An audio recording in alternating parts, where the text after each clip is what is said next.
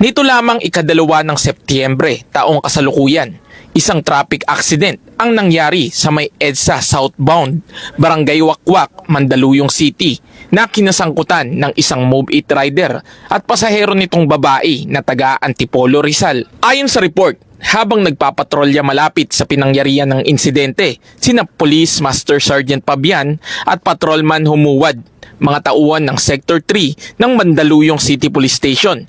Isang tawag sa 911 ang iniradyo sa kanila ng Station Tactical Operation Unit ng nasabing himpilan patungkol sa isang traffic accident. Matapos matanggap ang report, wala nang pinalagpas pa ang mga kapulisan. Agad silang nagtungo sa pinangyarihan ng insidente at sa loob lamang ng 2 minuto ay agad silang nakarating sa nasabing lugar. May dumating ring na taga-highway patrol group at Philippine Coast Guard na tumulong na rin sa pag-assist ng traffic sa daan. Pagdating sa lugar, agad tumawag si Police Master Sergeant Pabian sa Barangay Wakwak para sa isang ambulansya na agad ding dumating sa pinangyarihan ng insidente at nagbigay ng paunang lunas sa mga biktima.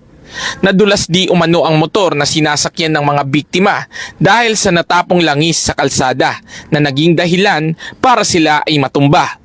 Agad namang nakatayo ang driver at nagtamo lang ng galos, subalit ang sakay nitong pasahero na babae ay dinala sa Mandaluyong City Medical Center upang masiguro ang kalagayan nito. Ako po si Maria Lilibet San Gabriel, Cluster Commander ng Bantay Bayan.